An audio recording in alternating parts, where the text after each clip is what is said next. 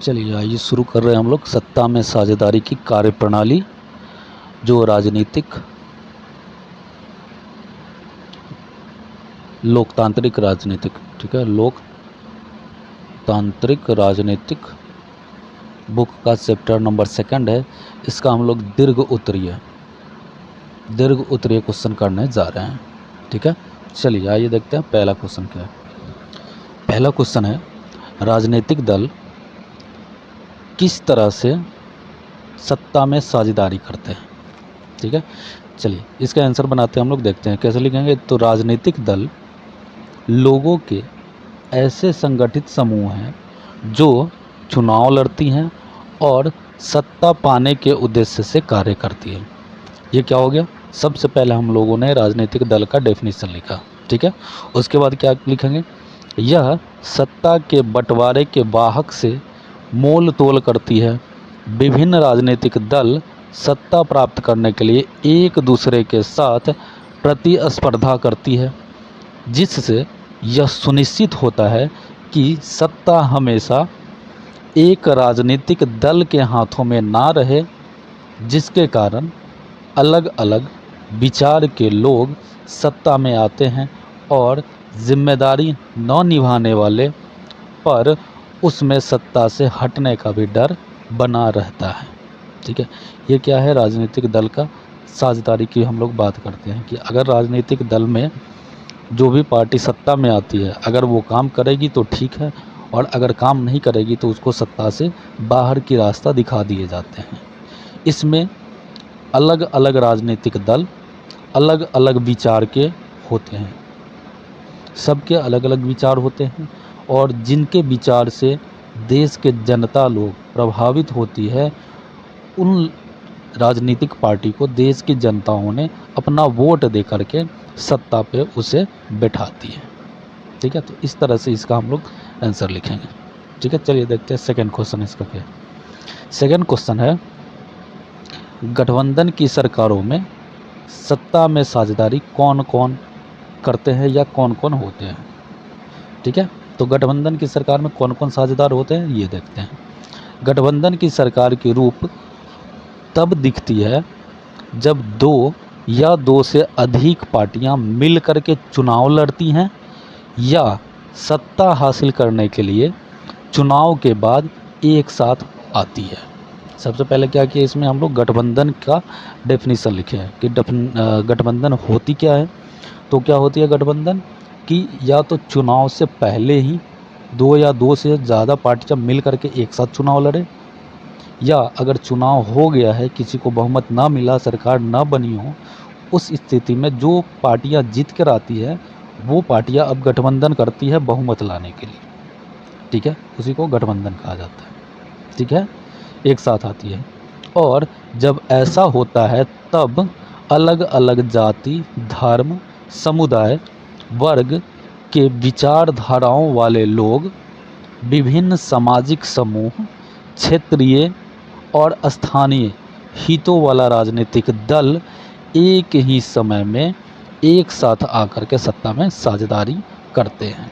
मतलब वो सारे लोग जो जाति के आधार पे, धर्म के आधार पे, समुदाय के आधार पे या किसी भी अन्य आधार पे अगर वो पिछड़े हुए हैं, तो उन सारे लोगों के सामाजिक जो समूह बनते हैं, वो समूह या कह लीजिए क्षेत्रीय पार्टियां या क्षेत्रीय दल या क्षेत्रीय दबाव समूह के रूप में जो काम करते हैं, वो किसी न किसी तरह से आगे आकर के और गठबंधन सरकार में अपनी भूमिका निभाने का काम करते हैं, ठीक है। इस तरह से इसका हम लोग आंसर लिखेंगे। चलिए देखते हैं तीसरा क्वेश्चन क्या है। तीसरा क्वेश्चन है, दबाव समूह किस तरह से सरकार को प्रभावित कर सत्ता में साझेदार बनते हैं। तो इसको कैसे लिखेंगे? दबाव समूह समाज में रहने वाले ऐसे लोगों का समूह होता है जो राजनीतिक दल के रूप में कार्य नहीं करते हैं। मतलब दबाव समूह क्या होते हैं?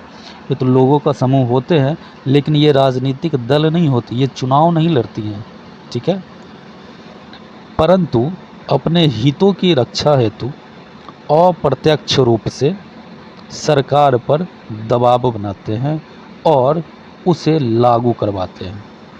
ठीक है, इसका मतलब हुआ कि राजनीतिक दल तो नहीं है, लेकिन अगर उनकी कोई हित है तो वो सरकार के ऊपर दबाव बना करके, कानून बनवा करके अपने हितों को साधने का कोशिश करते हैं। ठीक है, यानी कि अपने हित को प्राप्त करने की कोशिश करते हैं। ठीक है, उनकी सत्ता पर काबिज होना मनसा नहीं होती। अब जाहिर सी बात है, जो चुनाव लड़ेंगे ही नहीं वो सत्ता पे कब्जा तो कर नहीं पाएंगे। तो दबाव समूह का मकसद सत्ता में आना नहीं होता है, बल्कि क्या होता है उनका मकसद? तो उनका मकसद होता है मनसा ना होकर समाज के लिए कार्य करने की होती है। जो समाज में जो कमियां हैं, जो ज़रूरतें हैं, उन ज़रूरतों को पूरा करने के लिए वो सरकार पर केवल दबाव बनाने की काम करते हैं। जैसे कि किसान सभा, महिला आयोग, व्यापारी संघ, डॉक्टर संघ, इस तरह के मजदूर संघ, इस तरह के कुछ दबाव समूह होते हैं जो सरकार को दबाव बना करके अपने हितों को पूरा करने का काम करते हैं। ठीक है, और साथ साथ ये भी होता है कि यह दबाव समूह अगर किसी दूसरे दबाव समूह के कारण अगर कुछ हानि होने वाला रहता है तो उस हानि होने से भी बचने के लिए ये दबाव समूह वहाँ पे आते हैं। ऐसा नहीं हो कि एक दबाव समूह ज़्यादा हावी हो जाए और दूसरे को नुकसान करवाना शुरू कर दे। वैसी स्थिति में यही दबाव समूह जो है सामने आती हैं और उस चीज़ को हानि होने से बचाती है। ठीक है, चले देखते हैं नेक्स्ट क्वेश्चन। निम्नलिखित में से किसी एक कथन का समर्थन करते हुए 50 शब्दों में उत्तर दें। क्या है कि हर समाज में सत्ता की साझेदारी की ज़रूरत होती है, भले ही वह छोटा हो या उसमें सामाजिक विभाजन ना हो। ठीक है, लेकिन साझेदारी की आवश्यकता पड़ती ही पड़ती है। ठीक है, तो इसको कैसे लिखेंगे? इसको लिखेंगे कि हर समाज में सत्ता की साझेदारी की ज़रूरत होती है, भले वह छोटा हो या उसमें सामाजिक विभाजन ना हो। जैसे ये क्वेश्चन है वैसे ही इतना को हमने उतार दिया। क्यों? क्योंकि जब जाति, धर्म, रंग, भाषा, समुदाय इत्यादि पर आधारित समूहों को उचित पहचान एवं सत्ता में साझेदारी नहीं मिलती है तो उनके असंतोष एवं टकराव से सामाजिक विभाजन, राजनीतिक अस्थिरता, सांस्कृतिक ठहराव एवं आर्थिक गतिरोध जैसी कुछ समस्याएं जो है उत्पन्न होना शुरू हो जाती है। ठीक है, और उन समस्याओं को रोकने के लिए, ठीक है, हमें सत्ता में साझेदार उन्हें बनाना ही पड़ता है। और अगर नहीं बनाएंगे तो उसका परिणाम क्या होगा? तो हमारे देश की जो एकता है, अखंडता है और विकास है, इन सभी पे विपरीत प्रभाव पड़ेगा और हमारा देश आगे बढ़ने के बजाय क्या हो जाएंगे? पीछे बढ़ जाएंगे। ठीक है, विकास रुक जाएगा। इसीलिए सभी के हितों एवं ज़रूरतों के सम्मान हेतु, टकराव को ख़त्म करने हेतु साझेदारी की आवश्यकता है। ठीक है, इस तरह से हम लोग सारे आंसर लिखेंगे। ठीक है, ये दीर्घ उत्तरीय था। दीर्घ उत्तरीय का लगभग सारा क्वेश्चन यहाँ पे कंप्लीट होता है। ठीक है।